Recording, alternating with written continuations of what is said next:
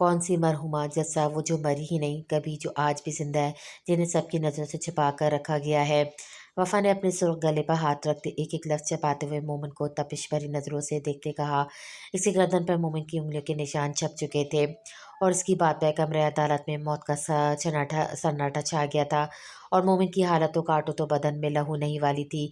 सभी लोग होंकों की तरह मुंह खोले मामले को समझने की कोशिश कर रहे थे, मगर किसी के हाथ कोई सिरा नहीं आ रहा था। असफंद भी दंग नज़रों से वफा को देख रहा था कि वो क्या कह रही थी। क्या उजाला वाकई जिंदा थी? मोहतरमा वफा साहिबा, क्या आप वजाहत करेंगी, आप क्या कहना चाहती हैं? जज साहब का तो दिमाग ही घूम चुका था। जज साहब मेरी साथी वकील मरहुमा उजाला पर बेबुनियाद इल्ज़ाम लगा रही हैं। वकील ने हड़बड़ा कर कहा, जज साहब यही सच है। जिस उजाला को बुनियाद बनाकर के लोग सरियाब खान को सज़ा देना चाह रहे हैं वो मरी ही नहीं बल्कि ज़िंदा है। इनकी सांसें चल रही हैं लेकिन वो म्यूं अस्पताल में कोमे में है।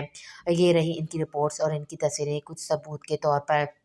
वफा ने तमाम सबूत जज साहब के हवाले करते कहा, जो एक एक सबूत पर गौर कर रहे थे, और ये सब कुछ इनके गुमान में भी ना था। सब हैरत भरी नज़रों से मोमिन को देख रहे थे। मोमिन एक मुजस्मे की सूरत खटेरे में खड़ा था।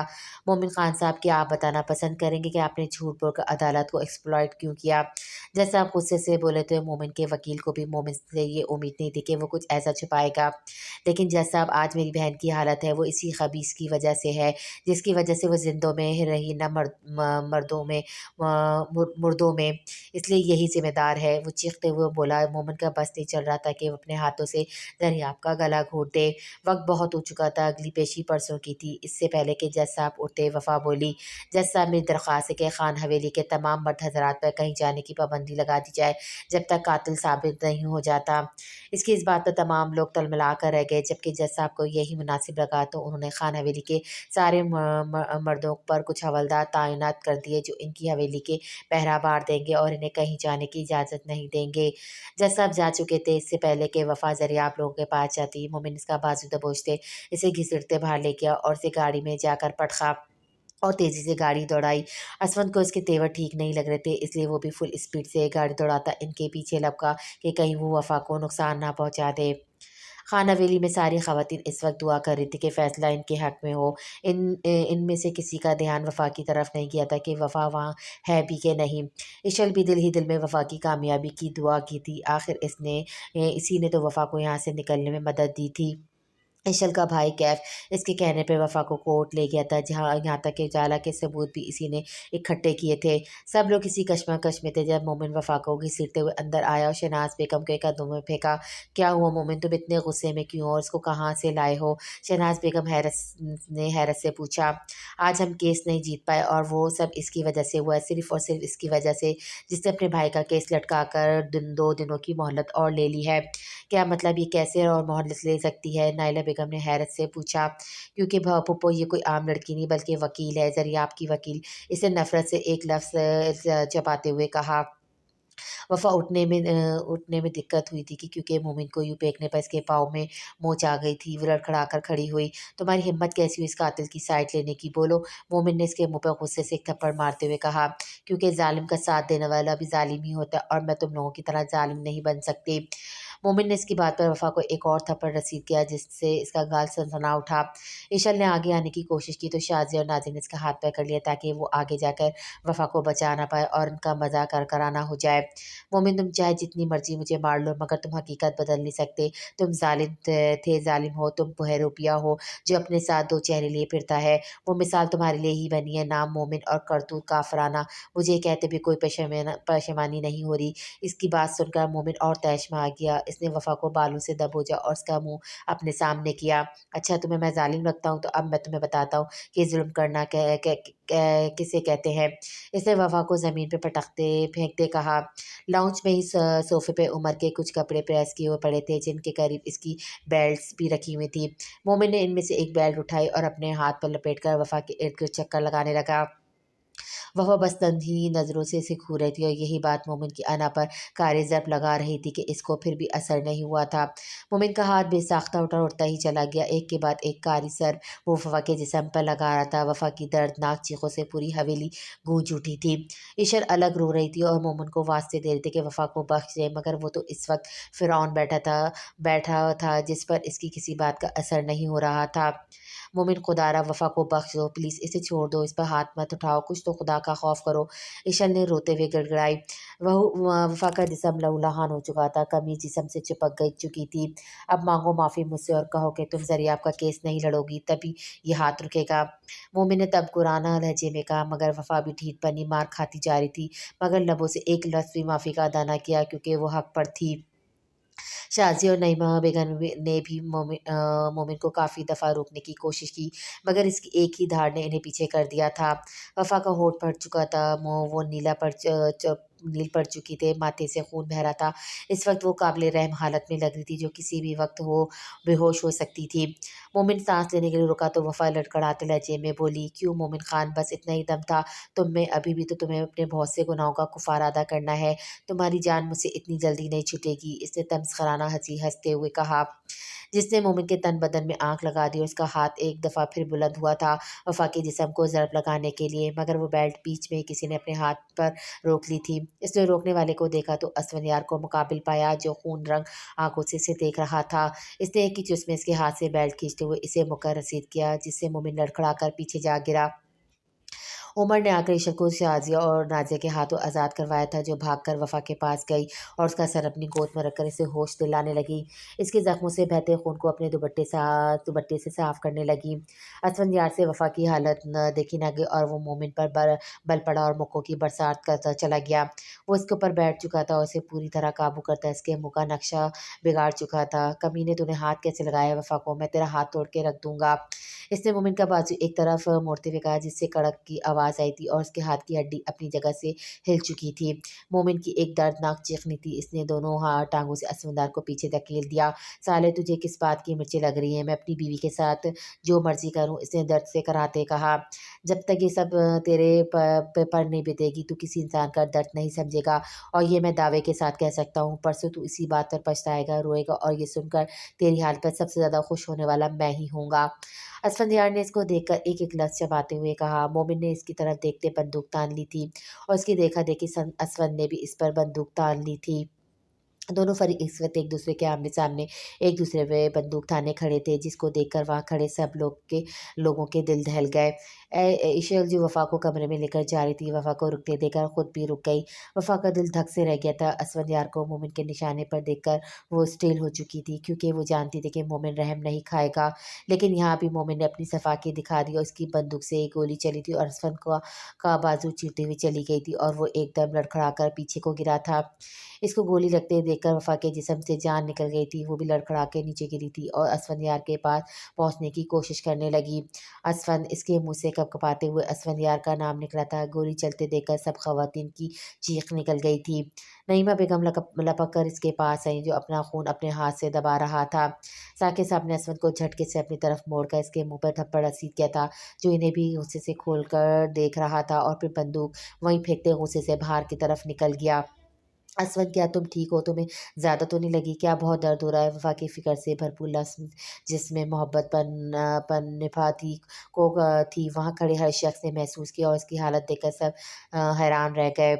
वफ़ा, मैं ठीक हूँ, कुछ नहीं हुआ मुझे, बस गोली लग गई है, देखो मैं ठीक हूँ। इशल, तुम वफ़ा को कमरे में लेकर जाओ और उसकी मरहम पट्टी करो। इसने पहले वफ़ा को दिलासा देते हुए फिर इशल से वफ़ा को ले जाने का कहा, जो फ़ौरन इसे वहाँ से लेकर चली गई थी। और उमर फ़ौरन असफंदियार को अस्पताल ले गया, जो कि आने वाले मामलात के बारे में सोच रहा था। ज़रियाब को दूसरी जेल में मुंतकिल कर दिया गया था, जहाँ बहुत सी आसाइशें थीं। बेशक आज से वफ़ा ने कातिल का नाम नहीं लिया था, न ही किसी कोर्ट में कातिल के बारे में कुछ बताया था, मगर फिर भी ज़रियाब इसकी आंखों में देखकर जान गया था कि वो कातिल से वाकिफ़ है। फिर क्यों इसने अदालत में ज़िक्र नहीं किया? यही चीज़ ज़रियाब को परेशान कर रही थी। कहीं वफ़ा की जान ख़तरे में तो नहीं थी? क्या ख़तरा लाहक था, इसे ये समझने से कासिर था। लेकिन वो इस बात से अनजान था कि वो बेशक वफ़ा का कातिल के बारे में जानती थी, मगर ज़रिया ये नहीं जानता था कि पेशी का वक़्त ख़त्म होने वाला है, और अगर वक़्त पर वफ़ा कासिम का नाम ले लेती तो कासिम ज़रूर पेशी के बाद अपने लिए कोई बैकअप प्लान तैयार कर रख लेता, जिसका वफ़ा कासिम को बिल्कुल भी मौका नहीं देना चाहती थी। इसलिए आज वफ़ा ने कासिम को ज़रा-सा भी ये तासुर नहीं दिखा कि वही कातिल है, ताकि कासिम फ़रार ना हो जाए। वफ़ा तो एक ही दिन में इस पर क़यामत लाने का इरादा रखती थी, जिसकी कासिम को कानो-कान ख़बर ना हुई, और वो आने वाले कल से अनजान अपनी जीत का जश्न मना रहा था। आज पेशी का दिन था। सभी कमरे अदालत में जमा हो चुके थे। जब पट्टियों में लिपटी वफ़ा को आता देखकर जज साहब कुछ हैरत का शिकार हुए। वफ़ा की हालत बहुत बुरी थी, मगर वो आज भी किसी हालत में केस जीतना चाहती थी। यहाँ तक कि इससे खड़ा भी सही से नहीं हो जा रहा था। मगर फिर भी वो ज़रियाब के लिए आज यहाँ मौजूद थी, और ज़रियाब इसकी हालत को देखकर तड़प गया था। इसे जानने में एक लम्हा लगा था कि वफ़ा की हालत किसने की होगी। मोमिन का एक हाथ फ्रैक्चर हो चुका था, जिसे अफसन यार ने परसों तोड़ा था, और इस वजह से इसके के भी एक हाथ पे प्लास्टर बंधा हुआ था। मोहतरमा वफ़ा ख़ान, आपकी हालत ठीक नहीं, फिर भी आज आप यहाँ तशरीफ़ लाई हैं, आपकी हालत किसने की है? जज साहब ने कार्रवाई करने से पहले में पूछा। वफ़ा इनकी बात सुनकर तल्ख़ी से मुस्कुराई। जज साहब, मेरी ये हालत मेरे नाम नेहाद शौहर ने की है, जो अपनी अना में आकर बाकी सबकी खाक समझने लग गए थे। लेकिन वो इस बात से अनजान है कि जब अल्लाह किसी ज़ालिम की रस्सी दराज़ करता है तो अज़ाब भी सख्त ही देता है। जज साहब ने अफ़सोस से सर झटका और इन्हें कार्रवाई शुरू करने की तलकीन की। जज साहब, मैं मुअज़्ज़ज़ से कहना चाहूँगा कि मेरी साथी वकील के पास कल की तरह आज भी कोई ठोस सबूत नहीं होगा, जिससे ये साबित हो सके कि कातिल कोई और है, और ये सरासर ज़रियाब को बचाने की कोशिश के अलावा कुछ नहीं। मोमिन के वकील ने वफ़ा पर तंज़ करते हुए कहा। वफ़ा ने दिलचस्पी से इसकी बात मुलाहिज़ा की, क्योंकि वो जानती थी कि अब जो दलीलें वो देने लगी है, इसके बाद इस वकील को अपनी वकालत पर ही शक होने लगेगा। माय लॉर्ड, आज मैं बग़ैर अदालत का वक़्त ज़ाया किए सीधे रास्ते पर आना चाहूँगी, जिसे सुनकर वकील साहब ज़रूर थोड़ी देर के लिए लड़खड़ा जाएँगे। इसलिए मैंने इनसे दरख्वास्त की है कि संभल जाइए, क्योंकि आने वाले वक़्त में मैं आपको झटका ज़रूर लगेगा। इसने शरारत से आँख मीचते कहा तो वकील साहब हड़बड़ा कर रह गए। जज साहब, ये बात आज की नहीं है, बल्कि कई दिन पहले की है। उजाला साहिबा आज नहीं, ये लोग मरहुमा बना चुके थे, अपनी ही बहन के शौहर पर डालती थी, मगर कभी इन्हें दरिया की तरफ से कोई मस्बत जवाब ही नहीं मिला। एक दिन इन्हें इनके फ़ोन पर एक दिन इन नॉन नंबर से मैसेज आया, जिसमें इस शख्स ने खुद को ज़रियाब कहकर मुतारिफ़ करवाया। इन दोनों की बातों का सिलसिला चल निकला। इसकी बातों पर मोमिन का खून खौल रहा था। वो शख्स दिन को दिन कहता था, तो वो दिन बात भी जो शख्स रात को रात कहता, तो उजाला इसकी बात पर यकीन कर लेती थी। वो इसके इश्क में इतना डूब चुकी थी कि इसे अपनी इज़्ज़त की परवाह ना रही, और इसी एक रात वो अपनी इज़्ज़त की परवाह किए बगैर इस शख्स से मिलने चली गई। ये क्या बकवास है, ये सरासर झूठ है, और मेरी बहन पर इल्ज़ाम है, मैं तुम्हारी जान ले लूँगा। झूठी औरत, अपने भाई को बचाने के लिए तुम इस तरह के इल्ज़ाम नहीं लगा सकती मेरी बहन पर। मोमिन अपने भाई की परवाह किए बगैर इसकी तरफ लपका, जैसे हवलदारों ने रास्ते में ही रोक लिया। मोमिन साहब, इज़्ज़त को अगर अदालत में लाएँगे तो पगड़ियाँ तो दूसरों तो सरों से उतर कर पैरों में ही गिरेंगी। वफ़ा ने लफ्ज़ हकारत से अदा किया। ऑब्जेक्शन माय लॉर्ड, वफ़ा साहिबा खुद एतराफ़ कर रही कि राब्ता करने वाला ज़रियाब ही है, मगर साथ हमारी उजाला साहिबा पर इल्ज़ाम तराशी भी कर रही हैं। वकील ने टांग अड़ाते कहा। Objection over rolled. जज साहब ने चश्मे के ऊपर से देखते हुए कहा, और वफ़ा को आगे बढ़ने का इशारा किया। जी तो जज साहब, जैसे ही वो उजाला वहाँ पहुँची, ज़रियाब नामी कोई शख्स तो वहाँ इन्हें नज़र ना आया, मगर इनके ख़ानदान के फ़र्द ने इनकी इज़्ज़त ज़रूर लूट ली थी, जिसे वो अपना भाई जैसा समझते थे। सब फ़र्द सांस रोके इसके अगले लफ्ज़ अदा करने के इंतज़ार में थे। बेचैन तो मोमिन भी हो बैठा। जी हाँ जज साहब, वो शख्स कोई और नहीं बल्कि इनका फुफोज़ाद कासिम ख़ान है। वफ़ा ने कासिम की तरफ इशारा करते चीख कर कहा, यहाँ तक कि इसके गले में खराशें पड़ गईं, और कासिम का रंग सफ़ेद पड़ गया, जिसे कोई मुर्दा कब्र से उठकर सामने आ गया हो। अदालत में मौत का सन्नाटा छा गया था। सबकी सांसें रुकी थी। कासिम का रंग उड़ चुका था, हवास बख्ता हो चुके थे, कुछ सुझाई नहीं दे रहा था। तभी हड़बड़ाकर बाहर को भागा। तभी साथ खड़े पुलिस एहलकारों ने इसकी गर्दन पर हथौड़ रसीद करते इसके दोनों बाजुओं से काबू किया, और ज़बरदस्ती घसीटते हुए कटोरे में ला खड़ा किया। मैंने किसी से कोई ज़्यादती नहीं की, ये सरासर झूठ है। मैं तो इस रात बाहर था। वो चीख-चीख कर बेगुनाही साबित कर रहा था, जबकि वफ़ा इसको चिल्लाती हुई मुस्कुराहट से देख रही थी, जिससे वो और ज़िद हो रहा था। जज साहब, अब ये सब देखकर मुझे तो किसी की वजाहत की ज़रूरत नहीं पड़ेगी कि मुजरिम कौन है। जज साहब ने समझ कर सर हिलाया। मोमिन का दिल धक धक कर रहा था आने वाला वक्त सोचकर। जब साकिब साहब के दिल में दर्द की लहरें उठ रही थी। क्या सबूत है आपके पास? मोमिन के वकील ने पूछा तो वफा ने इसे तंजी नज़रों से घूरा। जज साहब कासिम खान ने न सिर्फ उजाला से ज़्यादती की है बल्कि और भी कई लड़कियों को अपनी हविस का निशाना बनाया, क्योंकि इन्हें सेड्यूस करने की बीमारी है। वफा ने नफरत से कहा, ये झूठे इल्ज़ाम है मुझ पर। कासिम धड़ा से मौत अपने करीब भटकती हुई महसूस हो रही थी।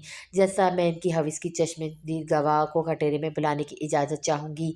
वफा ने कासिम की बकवास सिरे से ही नज़रअंदाज करते गवाह को बुलाने की इजाज़त है। जज साहब की इजाज़त पर असफंद इस कॉल कोठरी में वाली मुलाजमा को लिए हाजिर हुआ, जिसको देखकर कासिम मरने वाला हो गया। और मोमिन भी अपनी हवेली की पुरानी मुलाजमा को लम्हे में पहचान गया, जो अरसे से गायब थी। वो कठेरे में आई और अव्वल से आखिर तक सब कहानी कह सुनाई, जो शुरू से इस पर बीती थी कि वो कॉल कोठरी में कैसे पहुंची और कासिम ने किस तरह से किसके साथ ज्यादती की। यो ऑनर, ये झूठ भी तो हो सकता है, ये ऐसा भी तो हो सकता है उन्होंने इसे ख़रीद लिया हो।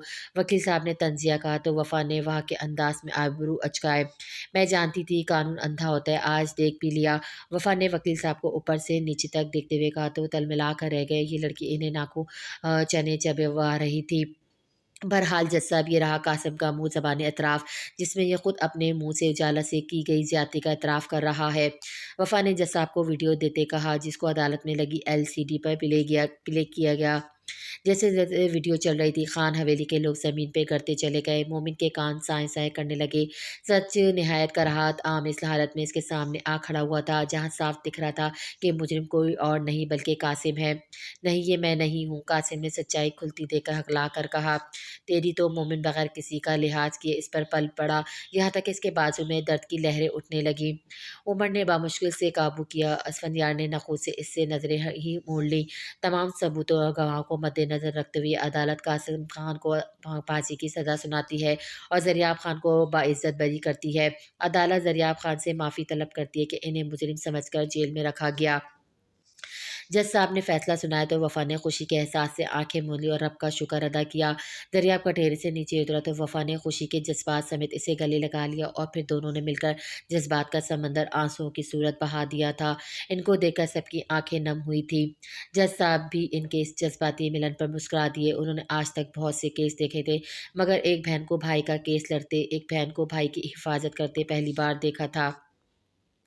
मोमिन आज अपनी बनाई गई ऊंची इमारत से नीचे गिरा था कि वफा से आंखें मिलाने के काबिल नहीं रहा था।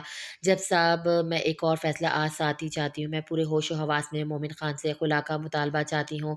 ये रहे खुला के पेपर्स। मैं चाहती हूँ कि आज ही ये पेपर साइन करके मुझे इस नाम निहाद मालिक और नौकर के रिश्ते से आज़ाद कर दें। जज साहब ने गौर से पेपर मुलाजा किए और मोमिन की तो वफा से लड़की की बात पर जान ही निकल गई थी। नफरत की पट्टी हटी थी तो मोमिन की पुरानी मोहब्बत जिंदा हो उठी थी। नई गुलरुख, नहीं मुझे माफ़ कर दो। वो हड़बड़ाकर वफा के पास आया और उसे मिन्नत करने के अंदाज में कहा। वो शिकस्ता हाल इसके सामने खड़ा था, जिसे सब कुछ खो चुका हो। बचा ही क्या था इसके पास? न मोहब्बत, न यकीन, न इज्जत। बस एक मौका देकर देखो गुलरुख, मैं तुम्हारी ज़िंदगी खुशियों से भर दूंगा। तुम्हें ज़मीन पे कदम रखने नहीं दूंगा, तुम्हें रानी बना कर रखूंगा, बिलीव मी। इसने इसके दोनों बाजू को थामते किसी जनूनी शख्स की तरह वफा को एहसास दिलाते कहा, जिसे इसे पाने की हर मुमकिन मुमकिन कोशिश कर लेना चाहता हो। आहा! इसकी बातों पर वो हँसी, निहायत खोखली हँसी। तुम एक मौके की बात करते हो मोमिन, मैंने तुम्हें 1000 मौके दिए, मगर तुमने क्या किया? मैं मोहब्बत समझकर तुम्हें मौका देती रही और तुम मेरी मोहब्बत का मज़ाक बनाते रहे और कह रहे हो कि कदम ज़मीन पर रखने नहीं दोगे। तुम तब कहाँ थे जब मैं ठठरती रात में ठंडी ज़मीन पर सिकुड़ कर सोती थी? मोमिन को पछताओं के नाक में डसने लगे।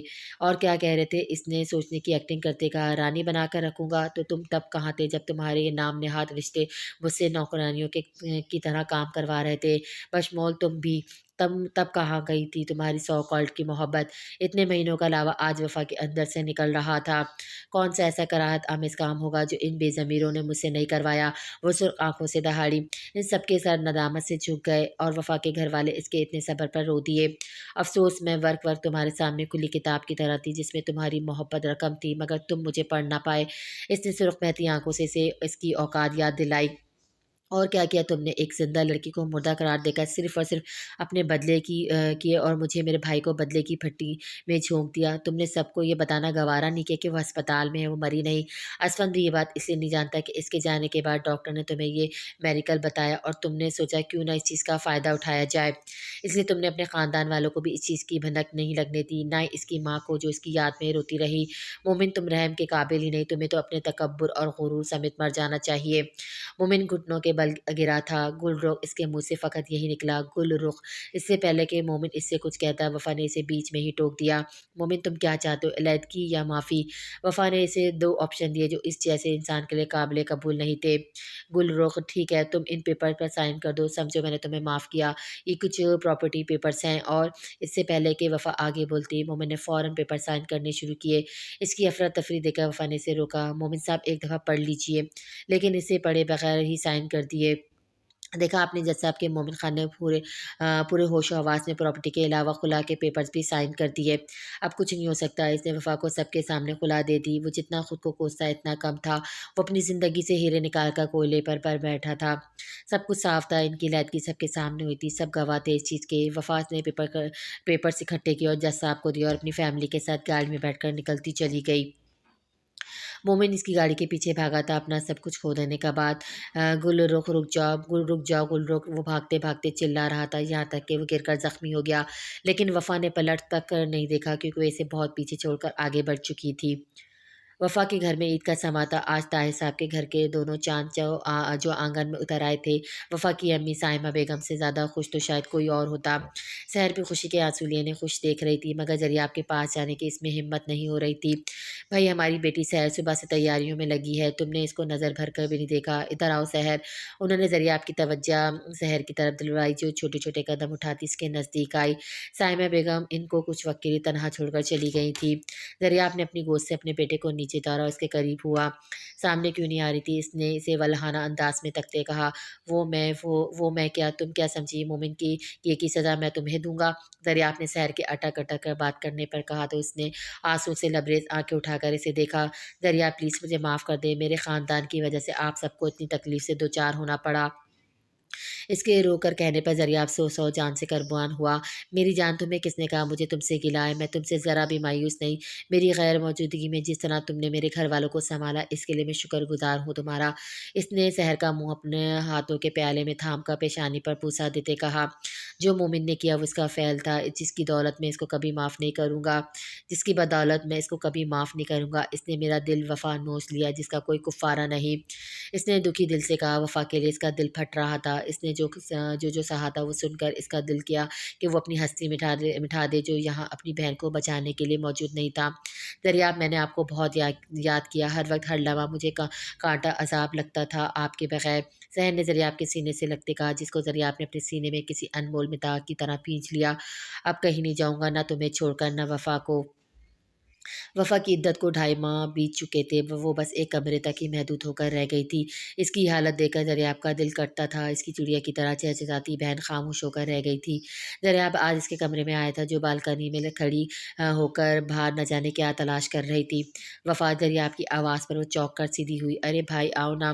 وفا کیا ہو گیا تمہیں، اب پہلے کی طرح نہ بات کرتی ہو نہ ہنستی ہو کھیلتی ہو، تمہیں ایسا دیکھ کر دل دکھتا ہے میری جان۔ دریاب کرب زدہ لہجے میں بولا، میرے لالے کیوں پریشان ہوتے ہو، میرا لہجہ تو میں نے باہر ہی بدل لیا تھا، البتہ مضبوط مجھے یہاں کی آزمائشوں نے بنا دیا جس میں اسود نے میرا پورا ساتھ دیا، اور رہی بات میرے حال کی تو یہ معاشرہ لاڈلوں کا بہت برا حال کرتا ہے۔ دریاب جہاں اس کی اتنی گہری باتوں پہ دکھی ہوا تھا تو اسود کے ذکر پہ بری طرح چونکا۔ پہلی دفعہ وفا نے وہاں کے کسی شخص کا ذکر اچھے لفظوں میں کیا تھا۔ دریاب اسفندیار سے ملنا چاہتا تھا مگر اس کی مصروفیات کی وجہ سے مل نہیں پایا تھا۔ اب جب کل اسفندیار نے کہا کہ وہ دریاب سے ملنا چاہتا ہے اس کے گھر تو اس نے خوش دلی سے اسے اجازت دے دی تھی۔ اب تو وہ کل کے انتظار میں تھا کہ وہ دریاب کے آنے کا مقصد جان سکے۔ اسفندیار کا استقبال وفا کے گھر بہت عمدہ طریقے سے کیا گیا تھا۔ ایک لطف سا کھانا کھانے کے بعد اسفندیار نے اپنے آنے کا موضوع بیان کیا۔ اہم میں جانتا ہوں کہ اب جو میں بات کرنے والا ہوں اس کے لیے مجھے اپنے گھر سے کسی بڑے کو لانا چاہیے تھا، مگر میں پہلے وفا اور آپ سب کی مرضی جاننا چاہتا تھا۔ میں وفا سے شادی کرنا چاہتا ہوں۔ اس نے ہچکچاتے ہوئے اپنی بات کا آغاز کیا۔ شاید ہی وہ کبھی اتنا نروس ہوا تھا جتنا اب تھا۔ اس کی بات پر لاؤنج میں خاموشی چھا گئی اور سب کی نظروں نے میں نے قیاسی سا مطالبہ کیا۔ نہیں، میں اپنی بیٹی کو وہاں دوبارہ نہیں بھیجوں گی جہاں اس نے اتنے ظلم سہے۔ سائمہ بیگم نے ڈرتے ہوئے فکرمندانہ لہجے میں کہا، جس پر دریافت نے ان کے ہاتھ پر ہاتھ دھر کر روکا۔ کوئی ایک وجہ بتا دو کہ وفا کی شادی ہم تم سے کر دیں۔ اسفندیار جو بے سائمہ بیگم کی بات پر مایوس ہو چکا تھا، دریافت کی بات پر کچھ حوصلہ ہوا، کیونکہ میں اسے بہت خوش رکھوں گا۔ اسفند کی بات پر دریافت نے کہا، وہ تو اور بہت سے لوگ بھی کر سکتے ہیں، تم اپنی بات کرو۔ اس کی بات پر اسفندیار خاموش ہو کر رہ گیا۔ محبت کرتے ہو اس سے؟ دریافت کی بات پر اسفندیار نے حیرت سے دیکھا۔ حیران مت ہو، تمہاری محبت میں اب نہیں بلکہ اسی روز ہی جان گیا تھا جب وہ ونی میں گئی تھی، اور تمہاری محبت اب کی نہیں بلکہ بہت پرانی ہے۔ شاید جب تم لوگ باہر تھے تبھی تو اسے چاہنے لگے تھے۔ اس کی بات پر اسفندیار نے اپنی نظریں جھکا لی تھی۔ میں بھی چاہتا ہوں کہ وفا اپنے حصے کی خوشیاں پائے تاکہ وہ اپنے پچھلے سب غم بھلا دے، اور اس بات کو یقینی صرف تم ہی بنا سکتے ہو، اور یہ میں نے وفا کی آنکھوں سے جانا ہے۔ مجھے میری بہن کی خوشی سب سے زیادہ عزیز ہے۔ اس نے اپنے باپ کی طرف دیکھتے ہوئے اجازت طلب انداز میں کہا، تو اس کے والدین بھی اپنی بچی کی خوشی کے لیے راضی ہو چکے تھے، جس پر اسفندیار مسرور ہو اٹھا۔ میں کن لفظوں میں آپ کا شکر ادا کروں جنہوں نے مجھے میری زندگی سے نوازا؟ اسفندیار نے خوشی کے باعث نم لہجے میں کہا، تو باقی سب بھی ہنس دیے، اس کی کوئی ضرورت نہیں، لیکن اگر میری بہن کی آنکھوں میں ایک آنسو بھی آیا، دریافت نے وارننگ دیتے لہجے میں کہا، تو آپ میری جان لے لیجیے گا۔ اسفندیار نے فوراً اس کی بات اچکتے کہا، تو محفل گلے گلزار ہو گئی، لیکن میں وفا سے ایک دفعہ پردے کے پیچھے سے ہی بات کرنا چاہتا ہوں، اگر اجازت ہو تو۔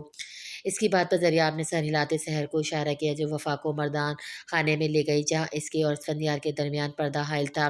اتنی لمبی خاموشی کو توڑتے اسفندیار نے پہلی کی، کیسی ہو وفا؟ اللہ کا شکر ہے بالکل ٹھیک، تم کیسے ہو؟ اور مورے کیسی ہے؟ میں ٹھیک ہوں، اور مورے بھی، لیکن تم نے تو جانے کے بعد پلٹ کر بھی نہیں دیکھا۔ میں پچھلی باتوں کو بھلانا چاہتی ہوں اسفند، اور اس کے لیے یہی بہتر ہے کہ حال میں جیا جائے۔ اسفند نے سمجھ کر سر ہلایا۔ اس کی خاموشی پر وفا کا دل دھک دھک کرنے لگا۔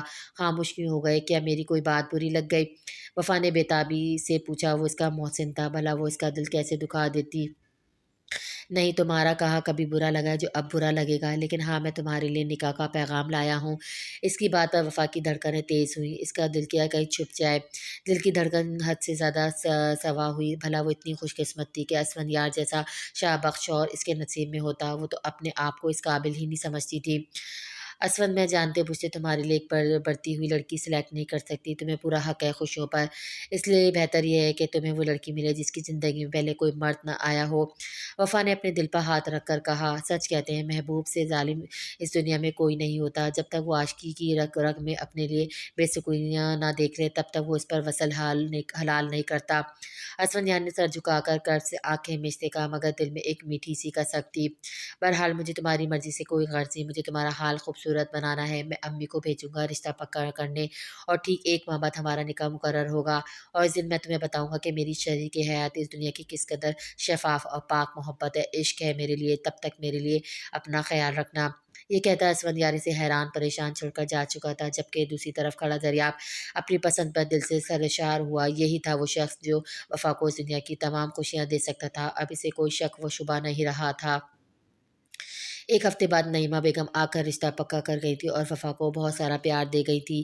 وفا کو صحت سے پتہ چلا تھا کہ دریافت کی خواہش ہے وہ اسفندیار سے شادی کرے، تو اس کا لالا اس کے دل کی بات جان ہی گیا تھا۔ وہ کیسے بھول گئی تھی کہ وہ 2 دل ایک جان تھے؟ یہ ماہ کیسے ایک چٹکیوں میں گزرا پتہ ہی نہیں چلا۔ آنن فانن ہوئی تھی اس کی نکاح کی تیاریاں۔ اسفندیار چاہتا تھا پہلے ان کا نکاح ہو جائے تاکہ وہ وفا کے حقوق اس پر اچھی طرح واضح کر دے اور اسے حویلی واپس لے جانے تک کچھ وقت بھی مل جائے وفا کو سیٹل ہونے میں۔ اسفندیار نے اپنے والدین کو پہلے اس بات پہ راضی کر لیا تھا کہ وہ حویلی والوں کو نکاح کی بات کو کچھ نہیں بتائیں گے، اور وہ بھی اسفندیار کی خواہش کا احترام کرتے مان گئے تھے۔ مانتے بھی کیوں نہ، اتنی دیر بعد تو ان کے بیٹے کی زندگی میں بہار آئی تھی، جس کی وجہ سے 24 گھنٹے اس کے چہرے پر شادابی رہتی تھی۔ 3 دن بعد ان دونوں کا نکاح تھا، جس سے صرف عمر، ایشل اور نوری ہی واقف تھے، جو کہ ان کے نکاح میں شریک ہونے جا رہے تھے۔ ایشل اور عمر کا پچھلے ہفتے ہی نکاح ہوا تھا، اور انہوں نے اپنا ریسیپشن اسفندیار لوگوں کے ساتھ ہی کرنے کا سوچا تھا، جب وہ نکاح کو ایکسپوز کرنے سب کے سامنے۔ اسفندیار کے تو اس ماں سے رنگ ڈھنگ ہی بدلے ہوئے تھے، بڑا خوشگوار سا پھرتا تھا۔ جو بھی اس سے کچھ پوچھتا تو جواب دینے کے بجائے کہیں کھویا سا رہتا۔ یہ حالت تو اس کی سب نے نوٹ کی تھی۔ اب بھی وہ رات کے اس پہر کمرے میں کھڑا اپنی بالکنی سے چاند کو دیکھ رہا تھا جب عمر اس کے کمرے میں داخل ہوا اور اس کے اس طرح چاند کو تکتے پر شرارت سے مسکرایا، اس کے قریب جا کے کھڑا ہو گیا۔ اہم اہم کچھ لوگ تو چاند میں ہی اپنا دلدار تلاش کر لیتے ہیں اور آپ کی حالت ان لوگوں سے مختلف نظر نہیں آ رہی لالا، اور کل تو یہ چاند باقاعدہ آپ کی دستر میں آنے والا ہے۔ اس نے اسود کو دیکھتے ایک آنکھ میچتے کہا، جو اس کی بات پر ہڑبڑا سا گیا اور اس کی بات کا پس منظر سمجھ کر اس کو مصنوعی غصے سے کھورنے لگا۔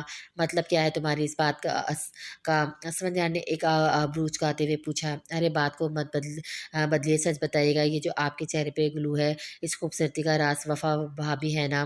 اسفر نہ چاہتے ہوئے بھی عمر کی بات پر کھلکھلا کر ہنس دیا۔ اس کی خوشی چھپائی نہیں چھپ رہی تھی۔ عمر نے اس کے یوں خوش ہوتے دیکھ کر دل سے اس کی دائمی خوشیوں کی دعا کی تھی، جو شاید عرش پر پہنچنے کا وقت آ چکا تھا۔ مومن کا حال تو اب کسی ہارے ہوئے جوہری کی طرح تھا، جو اپنی تمام جمع پونجی لوٹا چکا ہو۔ اب اس کا زیادہ تر وقت اپنے ڈیرے پر ہی گزرتا تھا، جہاں اس کو پچھتاؤ کے ناک ڈستے رہتے تھے۔ اپنا سارا دامن خالی ہی لگتا تھا۔ جب وفا پاس تھی تو اس کی قدر کی نہیں، لیکن جب وہ اس کی زندگی سے نکل کر گئی تو اس کی عادت سی ہونے لگی تھی۔ اس کے بغیر حویلی ویران لگتی تھی، یہاں تک کہ اسے ہر جگہ وفا دکھائی دینے لگتی۔ وہ اس سے معافی مانگنے کے لیے تڑپتا تھا، اس سے ملنے کے لیے، مگر وقت اور حالات دونوں ہی اسے اجازت نہیں دیتے تھے۔ وہ کئی بار اس کے دہلیز پر گیا تھا اس سے معافی مانگنے، مگر دریافت نے جھڑک کر اس کو حویلی کے باہر سے لوٹا دیا تھا۔ اس کے اندر محبت سلگ رہی تھی، وفا کو نہ پانے کی، وفا کو کھو دینے کی، اور اس محبت کو سلگایا بھی تو اس نے اپنے ہاتھوں سے ہی تھا نا۔ اسے آج بھی اپنے کیے گئے مظالم یاد تھے، مگر وہ وقت کو کسی طرح واپس نہیں پلٹ سکتا تھا، جہاں سب پہلے کی طرح ہو جاتا۔ وہ اب بھی اجالا کو دیکھنے ہاسپٹل جاتا تھا۔ اس کی حالت میں کوئی بہتری نہیں آئی تھی۔ یہ سب انہی کے کیے گئے مظالم کا نتیجہ تھا، جو اب تک ان کے در پر کوئی خوشی تک نہیں آئی تھی۔ قاسم کو سزا کے مطابق پھانسی ہو چکی تھی۔ اس کی موت پر نائلہ بیگم تڑپ تڑپ کر رو رہی تھی اور منہ بھر بھر کر وفا کو بد دعاؤں سے نوازا تھا۔ وہ یہ بھول گئی تھی کہ دوسروں کو دکھ دے کر وہ کبھی اپنے لیے خوشیاں نہیں خرید سکتی تھی۔ انہوں نے جتنے دکھ کسی کی بیٹی کو دیے تھے، آج اس سے کہیں زیادہ دکھ وہ اپنی جھولی میں سمیٹ چکی تھی، اپنی اولاد کو کھو کر۔ اس لیے کہتے ہیں کہ اولاد کی تربیت ماں کے ہاتھ میں ہوتی ہے، وہ جسے چاہے بچے کو ڈھال لیتی ہیں۔ اگر انہوں نے آج قاسم کی اچھی تربیت کی ہوتی تو نہ ہی وہ کئی لڑکیوں کی زندگی تباہ کرتا اور نہ ہی اتنی جلدی یوں موت کو گلے لگاتا۔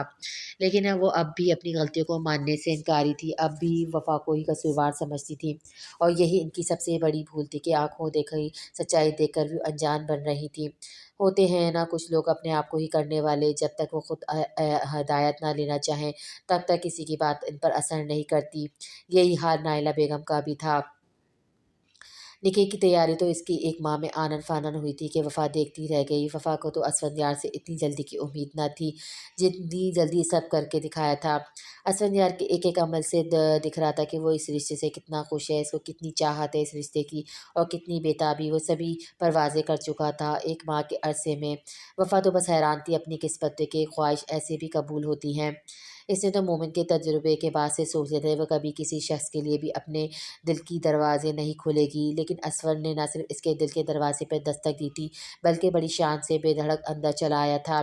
اب وہ آنے والے کل کے دن کی منتظر تھے، جو یقیناً اس کی زندگی میں صرف خوشیاں ہی خوشیاں لانے والا تھا۔ نکاح کا دن بھی آ پہنچا تھا۔ وفا کے گھر کو پورے سفید پھولوں سے سجایا گیا تھا۔ سحر اور سائمہ بیگم تو کھنچ کر بنی ہوئی تھی۔ سحر بھی آج بیبی پنک کام والی فراک میں دریافت کا دل دھڑکا رہی تھی۔ وہ کہیں سے بھی ایک بچے کی ماں نہ لگتی تھی، بلکہ وفا جتنی ہی لگتی تھی۔ دریافت کا بہرا دل کیا کہ وہ اس سے ملے اور اس کی تعریف کرے، مگر آج کام کے باعث سحر نہ تو اس کو وقت دے پا رہی تھی، نہ ہی اپنے بیٹے کو، اور اپنے لاڈ صاحب کو بھی دریافت کے ہاتھوں میں دیا ہوا تھا، جو بڑی شان سے سفید شلوار قمیص میں گردن اکڑائے ادھر ادھر کی تیاریاں دیکھ کر خوش ہو رہا تھا۔ اب سحر سب کام نپٹا کر وفا کے کمرے کی طرف چل دی تاکہ اس کی تیاری دیکھ سکے۔ وہ بہت خوش تھی کہ بے شک مومن سے اس کی شادی نہیں ہوئی تو کیا ہوا، اسفندیار بھی تو اس کا ہی لالا تھا۔ جیسے ہی اس نے وفا کے کمرے کا دروازہ کھولا، وہ وفا کی حالت دیکھ کر ششدر رہ گئی۔ قاسم تو پہلے ہی جا چکا تھا، جو شازیہ کی تعریف کر کے اسے سراہتا تھا وہ کیا گیا تھا، اس کی زندگی سے تو سارے رنگ ہی ختم ہو گئے تھے۔ اس کے ساتھ رہتے رہتے شازیہ کو بھی بدکاری کی عادت ہو گئی تھی، اور مومن کی تو بات ہی الگ تھی۔ وہ تو جیسے شادی کر کے بھول ہی گیا تھا کہ اس کی ایک عدد بیوی گھر میں بھی ہے۔ شازیہ تو اس سے شادی کر کے پچھتائی تھی، نہ مومن گھر آتا تھا، نہ اسے وقت دیتا تھا، نہ اسے نظر بھر کر دیکھا تھا۔